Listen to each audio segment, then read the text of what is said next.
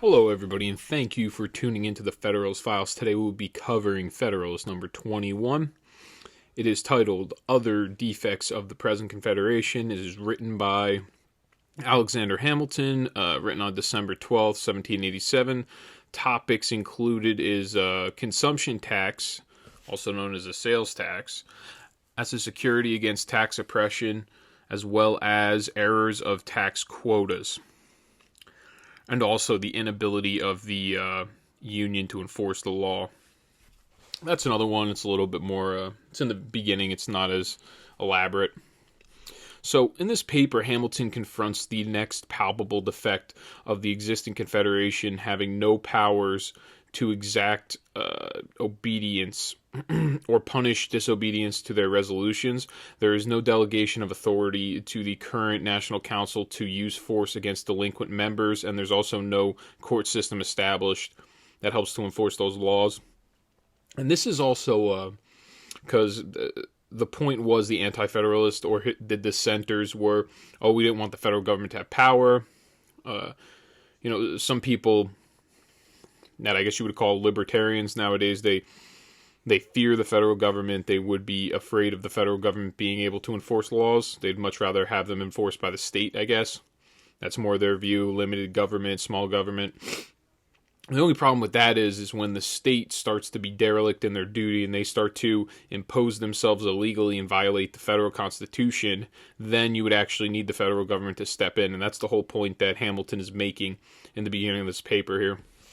So he starts off by stating, and I quote, "The United States is now composed have no powers to exact obedience or punish disobedience to their resolutions, either by pecuniary mulcts, by a suspension or divestiture of privileges, or by any other constitutional mode. There is no express delegation of authority to them to use force against delinquent members." End quote. Here, what he's pretty much saying is exactly what I started with.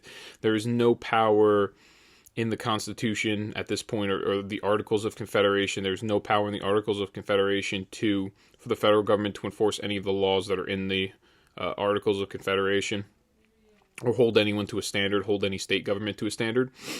So Hamilton continues, and I quote, "And if such a right should be ascribed to the federal head as resulting from the nature of the social compact between the states, it must be by inference and construction in the face of that part of the second article by which it is declared that each state shall retain every power, jurisdiction, and right not expressly delegated to the United States in Congress assembled." End quote. So here what he's doing is he is referencing the Articles of Confederation, the second article. And this is almost like a version of the Bill of Rights. It's almost like the 10th Amendment, actually, stating that any of the rights that aren't listed in the Constitution are given to the people or the state government.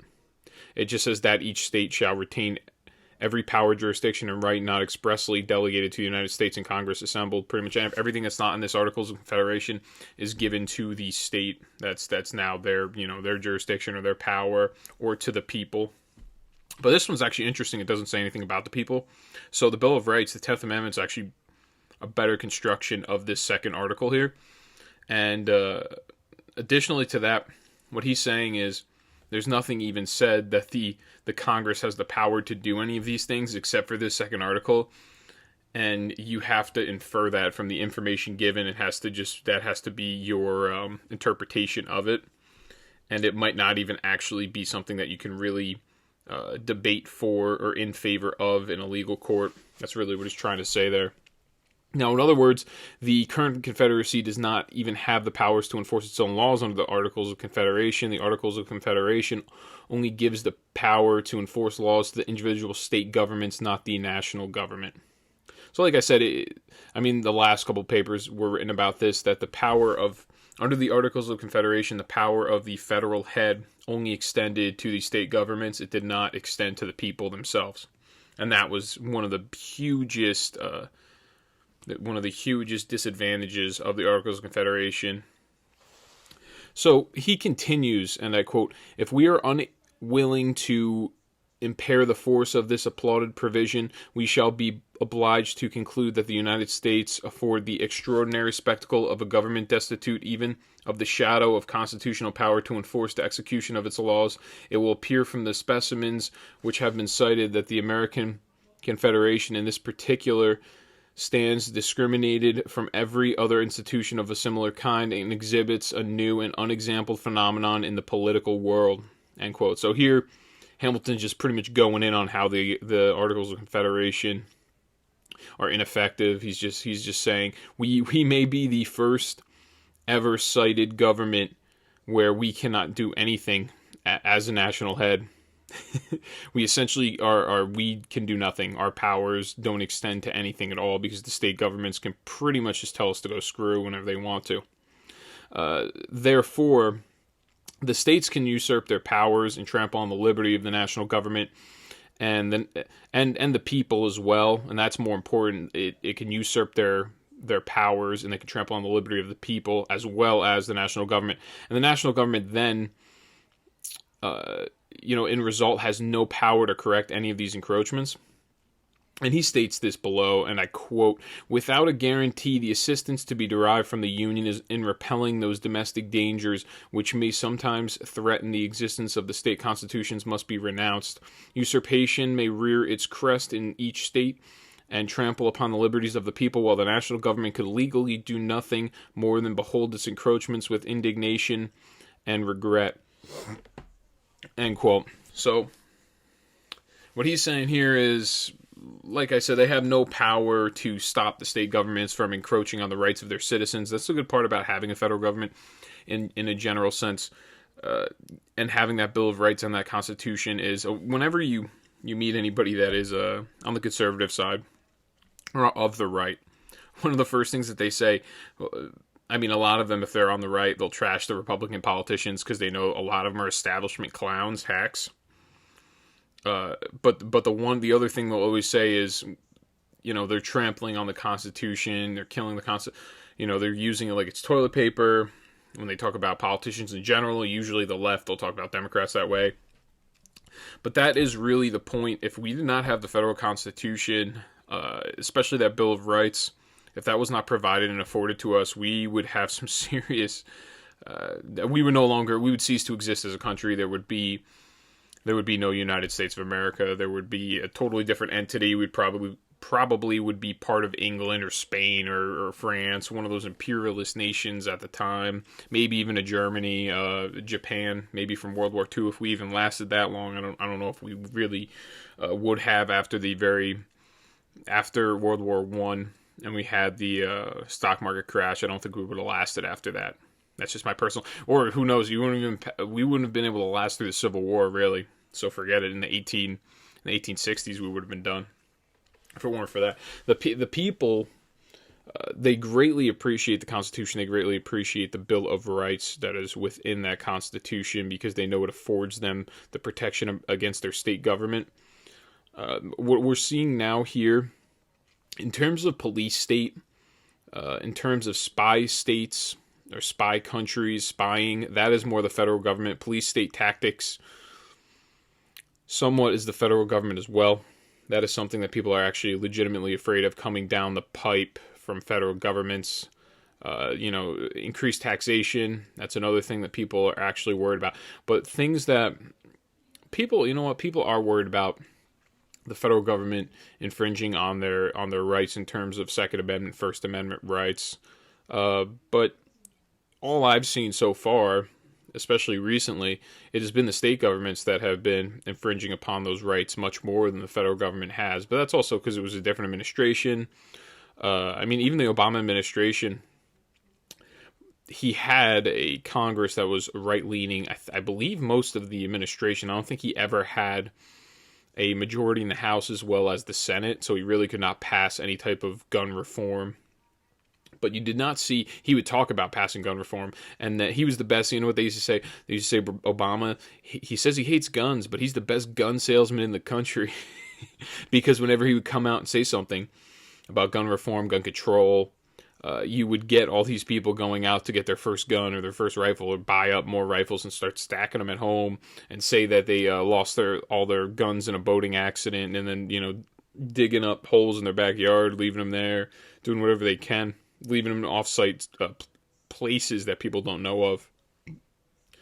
So what we're really worried about as conservatives always is the trampling of that Constitution, because it really affords us the important rights that keep together this union and keep some sort of stability in the United States of America.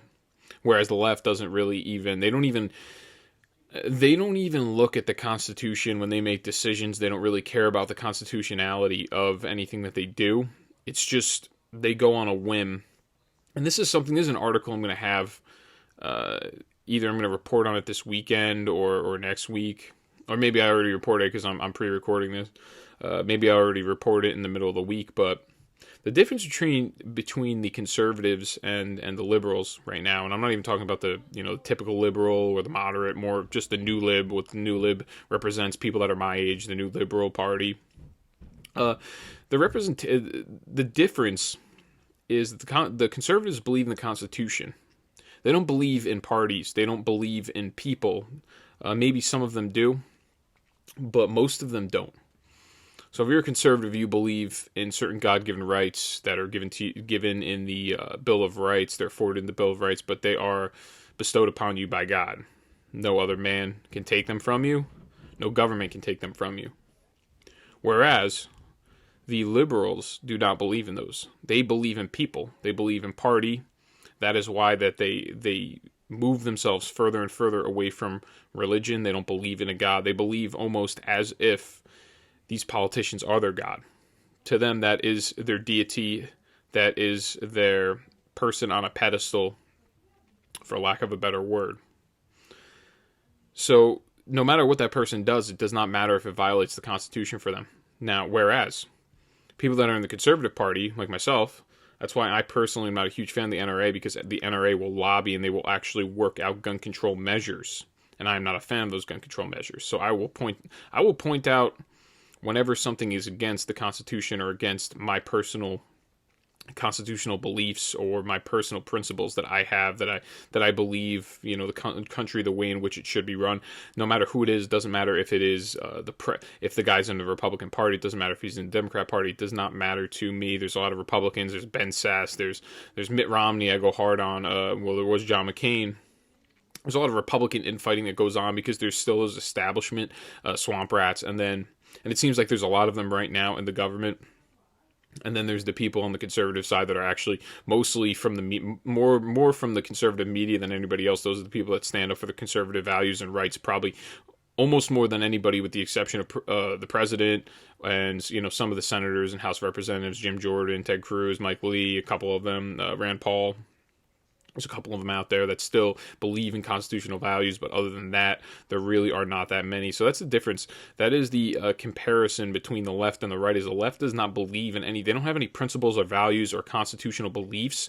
They're kind of willy-nilly. They just go with the flow of what the mainstream legacy media tells them to think, along with the marching orders of the DNC or whoever the Golden Calf Party member nominee is at that time for the Democrat Party. It is party over rights, party over values, party over conviction. Whereas conservatives, we believe in a set principles, a set of principles and values and beliefs based on our Constitution. So to continue here, he states, and I quote, "Without a guarantee, the assistance to be derived from the Union in repelling those domestic dangers which may sometimes threaten the existence of the state constitutions must be renounced. Usurpation may rear its crest in each state and trample upon the liberties of the people, while the national government could legally do nothing more than behold its encroachments with indignation and regret." So that's exactly what I already read. I just reread it. So Hamilton cites, what he does next is he ends up citing the insurrection in Massachusetts, and then he begs the question, what would happen if the leader at that time in that state was, or the leader of the insurrection, it was the Shays Rebellion, let's say it was Julius Caesar, or it was Oliver Cromwell. And Oliver Cromwell, I looked him up, English general who led England's Parliament armies to fight King Charles during the English Civil War. So I guess the Parliament at that time was fighting the king. The monarch was fighting the legislative branch of England at that time, and they had their own, kind of like how we had our own Continental Army. They had their own parliamentary army, and they were fighting his troops. So imagine if it was somebody like that was willing to really not be stopped, I guess you would say. And he states, and I quote, "Who can predict what effect a despotism established in Massachusetts would have upon the liberties of New Hampshire or Rhode Island, of Connecticut or New York?" End quote. So really what he's saying here is, imagine if the leader of the state of Massachusetts, and he's saying that talks about the Shays Rebellion. Shays Rebellion was, I've spoken about this before, but it was this sharecropper. His last name was Shay. He fought in the Revolution, and at this point, him and the other people that were living in Massachusetts, I don't remember the exact area. I want to say it must have been near Springfield, because the taxes were too high. They were not happy. There was an insurrection. Then they went to the Springfield Armory, as in the gun manufacturing company. They were around at that time. They went and they tried to siege the Springfield Armory to take up arms, but they were taken out by the militia. The state militia was able to quell the insurrection. So really what he's begging the question, imagine if that was Caesar or Cromwell and there was somebody that was able to take over the entire state of Massachusetts. At this point, we wouldn't have had anything to handle them because of the way in which our Articles of Confederation is written up. We do not have the money even to quell the insurrection. We don't have the military funds in order to do so. And then once they took over the state of Massachusetts, this is a despotism, and they're going to continue to take over New Hampshire, Rhode Island, Connecticut, New York, all of the states that are around them at that point. So he continues, and I quote, "It could be no impediment to reforms of the state constitution by a majority of the people in a legal and peaceable mode. This right would remain undiminished. The guarantee could only operate against changes to be effected by violence. Towards the preventions of calamities of this kind, too many checks cannot be provided. The peace of society and the stability of government depend absolutely on the efficacy of the precautions adopted on this head." So what he's really saying is the state constitutions, what they want to do, the reformation of this Articles of Confederation to make it into this proposed constitution, what they really want to do is they don't want to take away the rights. They don't want to reform the state constitution, which is what the other side, his opposers, are saying. We don't want to reform the state constitution. We just want to build up this new federal constitution so we can prevent these calamities, these disasters, these insurrections, these violent factions. That is all we want to do. And that's that we want to guarantee as much tranquility and peace as possible. So then he continues, and I quote, "Where the whole power of the government is in the hands of the people, there is the less pretense for the use of violent remedies and partial or occasional distempers of the state. The natural cure for an ill administration in a popular or representative constitution is a change of men. A guarantee by the national authority would be as much levied against the usurpations of rulers as against the ferments and outrages of faction and sedition in the community." End quote. So this is awesome what he says here. This pretty much is saying that we are going to, by having the federal government in place and having that constitutional republic, we are going to ensure the people, when there is a ruler or a governor, or there's a legislature that is not abiding by the Constitution, they are performing tyrannical acts, or they're passing tyrannical legislation, we are going to protect you in the democratic process in order to vote that person out and get them out without having to go through violence or having insurrections to take that ruler or that person out. Instead, you can just vote them out. There's a guarantee of that stability in the system and that democratic process where they can now be voted out. So another error in the Articles of Confederation is the quotas imposed on the state contributions to the common treasury, imposed specifically these constitutions on each individual state.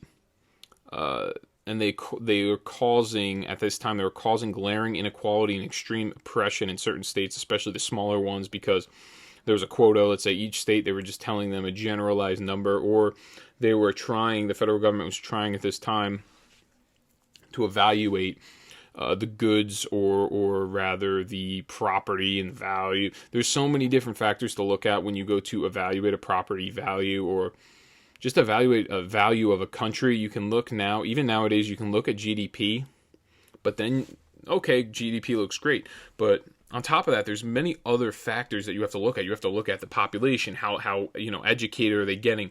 What kind of is it a market economy? Is it a free economy? Is it a free market? Or is it just an industrial economy that eventually will phase out once technology gets to a point where now we can phase out all those jobs and the economy will crash? So there's so many different things to look at when you're looking at a value of a country. And the value of our country is great because of the free market. We have the stability in the system, the perceived stability in the system. I don't know how much stability there is right now, but the perceived stability in the system as well. When you have a system that is not stable and there is a constant infighting going on, a chance of the ruler or the president or representatives, government officials being overthrown, or the government being overthrown, no one is going to invest in that country. But what he's trying to say here is there's so many different factors that when you have taxation on certain states, it's really hard to evaluate it if you're going to go with a straight poll tax, which is just a tax on each person. A person just has to pay the tax, or just the imposition by the federal government. The federal government walks into Rhode Island and they go, we believe you guys should have to pay $10,000 a year to the federal government because we say so, because you have this much property, and our assumption is, by mathematical equation, you guys have about this many people. We're assuming that you guys are going to be able to pay us $10,000 and have no issues with it. And then they can walk into Georgia and they can under-evaluate them and say, hey, you guys could probably pay us $8,000 when Georgia can realistically afford to pay triple that. But so he goes into this in this part of the paper, and this is probably the most critical part. This paper, in terms of the principle of indirect taxation, is very, very significant. So he continues, and I quote, "Those who have been accustomed to contemplate the circumstances which produce and constitute national wealth must be satisfied that there is no common standard or barometer by which the degrees of it can be ascertained. Neither the value of lands nor the number of people which have been successively proposed as the rule of the state contributions has any pretense to being a just representative." End quote. So that's exactly what I was saying. I was saying that the amount of people, the value of your land, how big your land is, that cannot be the determining factor on how much of your state has to contribute. And that's exactly what he's saying here. Then he continues, and I quote, "Let Virginia be contrasted with North Carolina, Pennsylvania with Connecticut, or Maryland with New Jersey, and we shall be convinced that the respective abilities of those states in relation to revenue bear little or no analogy to their comparative stock in lands or to their comparative population. The position may be equally illustrated by a similar process between the counties of the same state. No man who is acquainted with the state of New York will doubt that the active wealth of Kings County bears a much greater population of that of Montgomery than it would appear to be if we should take either the total value of the lands or the total number of the people as a criterion." End quote. So here, what he's saying, you can put this imposition based on people as well as value of land. And you're going to find, in theory, oh, it sounds great, but then in action, it is an erroneous principle and it does not work. Try comparing North Carolina and Pennsylvania or Virginia and Connecticut or Maryland and New Jersey. It just does not add up that way. There is no type of algorithm that you can use to add up for how using property value as well as people and use that in order to push an imposition or a tax on a state. Now, Hamilton pleads that to ascertain the proportion each state or territory should pay based on wealth of nations depends on an infinite variety of factors, which is something I was explaining before. Hamilton explains the factors to determine, and I quote, these are the factors, and I quote, situation, soil, climate, the nature of productions, the nature of the government, the genius of the citizens, the degree of information they possess, the state of commerce, of arts, and of industry, end quote. Then Hamilton continues, and I quote, there can be no common measure of national wealth, and of course no general or stationary rule by which the ability of a state to pay taxes can be determined. The attempt, therefore, to regulate the contribution of the members of a confederacy by any such rule cannot fail to be productive of glaring inequality and extreme oppression, end quote. So here what he's saying is, there's so many factors that you have to determine, and if you're going to go ahead and you're going to determine some sort of state, for the whole state has to pay a certain tax, a certain number, you have to consider the situation, the soil, the climate, the nature of production, the nature of the government, the genius of the citizens, the degree of information they possess, the state of commerce, of the arts, and as well as their industry. And that is just something that is not discernible. It is impossible to ascertain all of those facts, especially with the technology that they had at that point, which they really did not have any. I mean, a land assessor can walk in and say, I think this land is worth this much, and then the next guy can walk over and I think it's double that. It's a very subjective system, which is why Hamilton believed that it could be oppressive and it can have glaring inequality.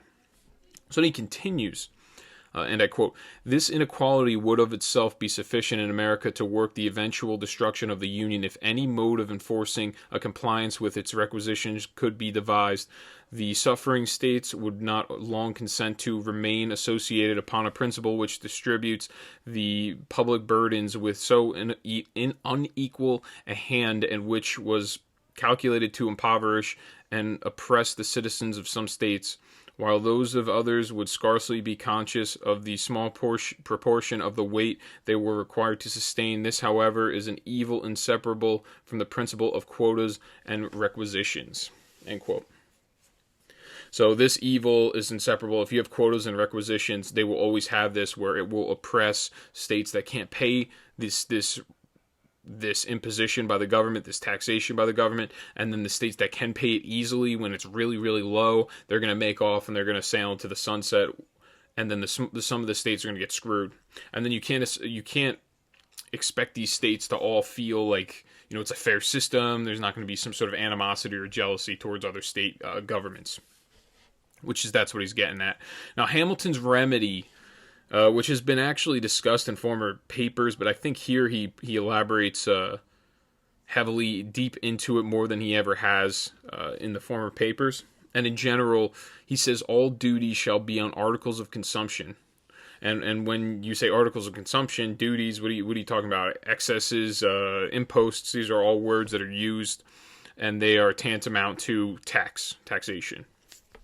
So what he's saying here is articles of consumption. He's pretty much just saying there should be a sales tax, essentially, and that's how we're going to pay all the federal governments. Through that, we'll collect enough revenue to pay the entire budget for the federal government, essentially. That's what he's trying to say. So then he continues, and I quote, there is no method of steering clear of this inconvenience but by authorizing the national government to raise its own revenues in its own way. Imposts, excises, and in general all duties upon articles of consumption may be compared to a fluid which will in time find its level with the means of paying them. The amount to be contributed by each citizen will in a degree be at his own option, and can be regulated by an attention to his resources. The rich may be extravagant, the poor can be frugal, and private oppression may always be avoided by a judicious selection of objects proper for such impositions, end quote. So here what he's saying is you get the best of both worlds, because articles of consumption, it's the most fair process that he can possibly think of. Because if you're going to say, hey, let's say textiles are going to be taxed at 10% on the border when they come in, and that's how the federal government is going to collect the taxation. Now, when you bring it to the vendor, the person that's selling it, the merchant class that would sell it, when you go to buy, that tax is already, to begin with, it's already built in. and then you know what the tax is. So if you are someone that is lower class, you don't have the money to pay that taxation, you're not going to pay that taxation. You just won't buy these articles of consumption. And then the larger, the richer will just buy more and more. So it's the smartest way really to do it, because if you want to avoid the tax, you just don't buy a bunch of extra stuff. You kind of just buy what you need to get by. And it's also fair because there's no imposition that is oppressive. There's not. It's the fairest system because you don't have one class of people paying a higher percentage to make up for the other class of people. Everyone across the board just pays the same, and that's how it would work. And it's also it's a voluntary tax. It's not like, for example, I live in New Jersey. The state tax here, the sales tax is like 6.625%. Certain items are not taxed. Prepared food is taxed at that rate, but non-prepared food isn't. Clothes are not taxed at all. There's certain things that are taxed and aren't taxed through the state sales tax, which I think sales tax is much more effective than a property tax. That's just me personally. And so the property tax in this state is outrageous. It's the highest on average throughout the entire country. There's people that they get work done on their house. They'll get a pool put in the backyard. They'll do all these things. That raises the property tax. So you can be the person that doesn't get permits on anything, and you can have all this work done on your house, and you can be paying $3,000 less than somebody else. I don't understand how, because the value that they rank your land as well as the house that you live in is worth this much. They assume by how big your house is, how much of the public amenities you will use. You're going to use this much water. We're assuming you're going to use this much water. Your garbage is going to be this much. The pickup's going to be this much. So we're just going to throw this stamp on it. This property tax is going to be this much. And also, when you don't really see that property tax because it's included in your mortgage payment. You don't see it as much as you would a sales tax. So I think a lot of people kind of grow weak to it, and they're not as aware, and they're kind of passive in paying that tax, really, which I'm not. So that's why I'm not a huge fan of the property tax, especially in this state, because it's so outrageously high. You'll be paying, if you just want a regular house, you'll be paying, $9-10 grand, and just a normal, if you want a 3-bedroom, 2-bathroom, depending on where you live, something that's around, 1,500 to 2,000 square feet, you'll be paying around $9,000 for it, which is outrageous. That adds, if you really do the math on that, it adds like $800 to your every monthly payment of your mortgage. It's an extra $800 on top of everything else that you have to pay for, your water, your gas, your electric. So then he continues, and I quote, "If inequalities should arise in some states from duties on particular objects, these will in all probability be counterbalanced by proportional inequalities in other states from the duties on other objects," end quote. So I guess maybe some states in the north would need more clothes, so they would have, let's say they would have a higher they wouldn't have a higher tax. The tax across the board would be the same, but they would pay more into the tax on textiles, whereas down south where it's hotter and guys are constantly working outside as sharecroppers, they're going to need more water, and let's say there's some sort of a water tax or something like that, which there probably wasn't at that time, but I can't really think of anything else people down south would get taxed. Well, yeah, they would get taxed that extra, maybe some sort of fertilizer, which they probably didn't have at that time, so I can't really think about it. Maybe mulch for like cow manure, they'd get taxed higher. So it really balances itself out from what he's trying to explain. And then additionally, the private oppression may always be avoided by judicious selection of objects proper for such impositions. Meaning, if one class of people is being oppressed because they buy a certain product and that certain product is higher, then the government has the power to kind of switch the imposition from this to this, or try to even it out across the system. Now, like you said, the rich may be extravagant and the poor can be frugal. And then he states, and I quote, "It is a signal advantage of taxes on articles of consumption that they contain in their own nature security against excess.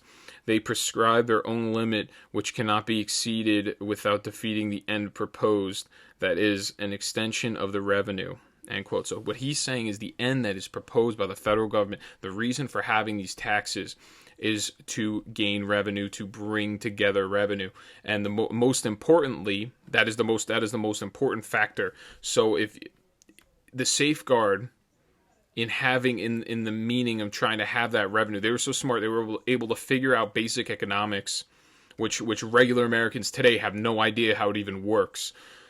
They were saying the main reason for these taxes is to gain this revenue. So that in and of itself protects it in excess. You can't go really high with taxation. You can't make the tax on something 75%. No one will buy it. And in result, you will gain zero revenue. You won't get anything. So you need to actually keep it at a reasonable number or a lower rate in order to gain more and more revenue. When the Trump taxes came out originally, individual tax income, they brought in more money, even though the individual tax was lower. So they were saying, okay, our middle class taxation went from 28% to 24%. And the middle class makes up most of the working class. I mean, most of just the taxpayers, individual taxpayers in the country in general. So that's why I'm using them for the example. So you're looking at a 4% tax cut, but you guys are actually bringing in more money in the federal government than ever before through individual taxpayers. And before this whole coronavirus thing, through businesses, they were bringing, you went from a 38 to a 21% tax. Through businesses, they were bringing almost the exact same in. But the real difference is they're making it up in the individual income revenue, which is insane. So that's really what he's alluding to here. And then Hamilton feared a direct tax on land and property because difficulties make it impracticable in terms of valuation of that land. Additionally, the cost of authorizing an evaluation is another formidable object that... But Hamilton implores a fixed rule on the branch of taxation in general because no limits as it relates to government discretion with taxation is a fast track to oppression. This is what I think is very interesting because he says that, but he has said before, I think he says it later, that there must be unlimited power in taxation for the federal government in terms of the tariffs, or that's what I'm calling imposts and excesses, or whatever excises. Excises is it's taxation on exports, and then imposts is taxation on imports coming in. And they're also just known as tariffs. That's what we call them today. But then he'll also say, hey, we know the federal government should have the unlimited power of taxation. Which is kind of, I mean, at that time, it makes sense what he's saying, though, because what he's saying, those are the only two ways that you could tax if you're the federal government. There wasn't this income tax that's going on today where they're just taking most of your paycheck from, with the state tax on top of the federal tax. And then you got the Social Security, the Medicare, Medicaid tax. You're paying at least like 30% if you're a middle class worker. You're paying at least 30%. So you're taking 30% of your time when you're working. You're just giving 30% of your working time just to the government, whatever you make. So it's interesting that he says that, though. But in this paper, he doesn't. In this paper, he says, but there should be a discretion on the taxation because if you go higher and higher, because having no limits makes it oppressive eventually.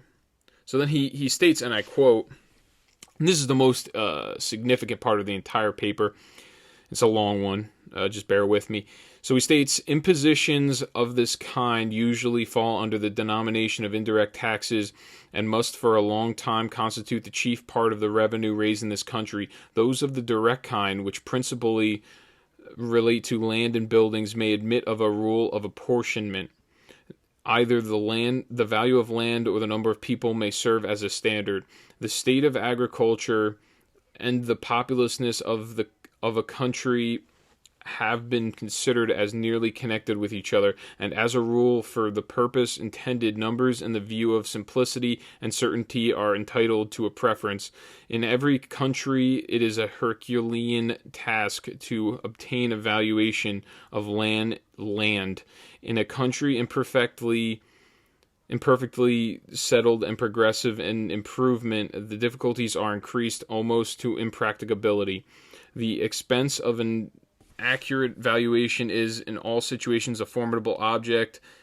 In a branch of taxation where no limits to the discretion of the government are to be found in the nature of things, the establishment of a fixed rule not incompatible with the end may be attended with fewer inconveniences than to leave that discretion altogether at large.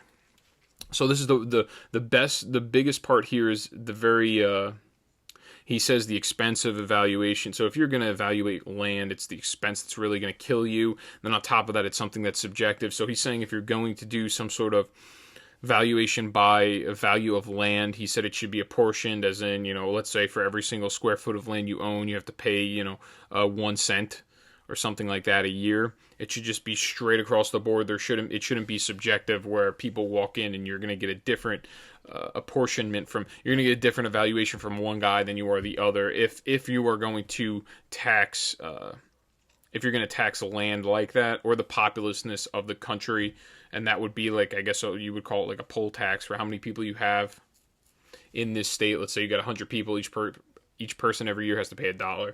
But this is the way that they looked at taxation was very interesting. They looked at it as a very low rate. It wasn't 25% of your income. It was 3% on your income, and then you got to pay tariffs on top of that, which is just like a sales tax, like I said. And that's the most, like I said, the most significant part is, he says, the expense of an accurate valuation is in all situations a formidable objection. So it's just the valuation alone is a reason not even to do property taxes, because, like I said, it is subjective. You can kind of have one guy say it's this much, another guy say it's a totally different number. And it proves itself to be ineffective because of the different numbers and the different valuations, the subjectiveness of it. But then he continues, in a branch of taxation where no limits to the discretion of the government are to be found in the nature of things, the establishment of a fixed rule not compatible with the end may be attended with fewer inconveniences than to leave that discretion altogether at large. So he's saying if we have a system well, there's no limits on the discretion of the government and how high they could say your taxation is, the best bet is to have an established fixed rule, like he was saying. If you're having property value, do it 1 cent per square foot instead of having somebody just come in and make a subjective decision. And this would not be having that discretion, that unlimited government discretion would not be it would be incompatible with the end. Or having that fixed rule would be much more compatible with the end, and having the other way would be incompatible. And then he says maybe attended with fewer inconveniences than to leave that discretion altogether at large. So you're going to have fewer inconveniences if you have a set standard or a set rule, rather than completely leave it altogether and not do anything about it. But it seems like from what he says is he does not really want a land tax, property tax, number of people tax, because it's hard to evaluate all of those things, and to evaluate it, it's expensive, and that's why he would much rather just do the tariffs, the imposts, and the excises, as well as the sales tax. So that's something that he'll go over more and more taxation. I hope I didn't confuse you, because there's a lot going on economically with that kind of stuff. So please, that will conclude this one. Please like, share, subscribe, drop the mic, let people know about the podcast. At this point, it's Friday. I hope everybody has a good weekend. I'll be coming out with a weekend special, I'm sure. Depending on the news that comes out, I'm sure I'll probably have one. So everybody, make sure you tune into the weekend special. Make sure you check out the other current events that I have put up over the last couple of weeks. There's a lot of information in there. It is critical to the fight that we are in right now. Supreme Court stuff going on, all these affidavits, all this information with the election. Then you can understand how certain things are unconstitutional. Like last week, I quoted Act 77, then showed that it was illegal by the Article 7, or what is it? Article 7, Part 14 of the Pennsylvania Constitution, how Act 77 in Pennsylvania was unconstitutional a year ago when they passed it through, and their Supreme Court didn't do anything about it, and then our own federal court, our own Supreme Court didn't do anything about it. If you want to know all that information, and a lot of people seem to be tuning into those videos much more because they're political, rather than these, where these are much more informational. If you want to tune into those. They're very interesting.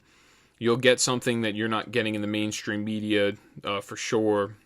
And you'll get much more of, rather than a talking point coming from like even the Republican Party. When you watch, if you watch a Carlson, or if you watch a Hannity, sometimes it can be a little bit vague, because they kind of just, they have these long commercial breaks, and then they have this individual come in, they have these guests on the show, and they speak very briefly, and everything is pretty much written up. They know the questions beforehand.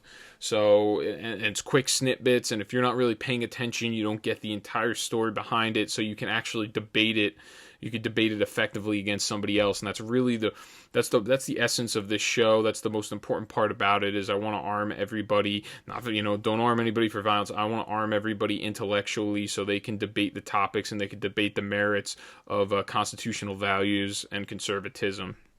So I greatly appreciate everybody for tuning in. Please like, share, subscribe, drop the mic on everybody. Let them know about the podcast. Spread the word, because I cannot advertise. They do not allow me to. So everybody have a great weekend, and take care.